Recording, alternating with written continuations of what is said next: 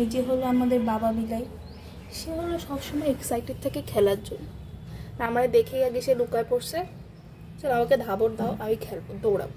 Like ওর main motive হলো ওর আগে কে পিছনে কে, আগে কি পিছনে কি, ওইটা ওর মোটিভ না। ওর মোটিভ হলো ও দৌড়াবে, তোমার কিছু উল্টাপাল্টা সাউন্ড করতে হবে, দ্যাটস ইট। এসে গেছে তার বীর পালোয়ান ছেলে পেলে, খেয়াও চোখালিয়া, লাইক দেখে মনে হয় দুইটা বাপ ছেলে।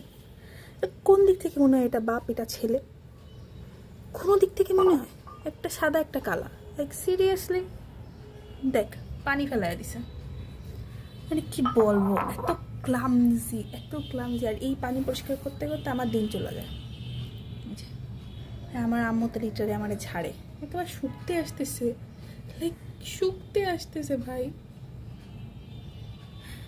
কেন এইগুলো কাজ করবে, এরকম শুকবে? গোলু আগে থেকে যে লুকাইছে, গোলু বলে আমি সবার মধ্যে নাই, কালকে বলে কি একটু শুকে দিই, এটা আবার বুড়ো মাকে বলিস না, হ্যাঁ?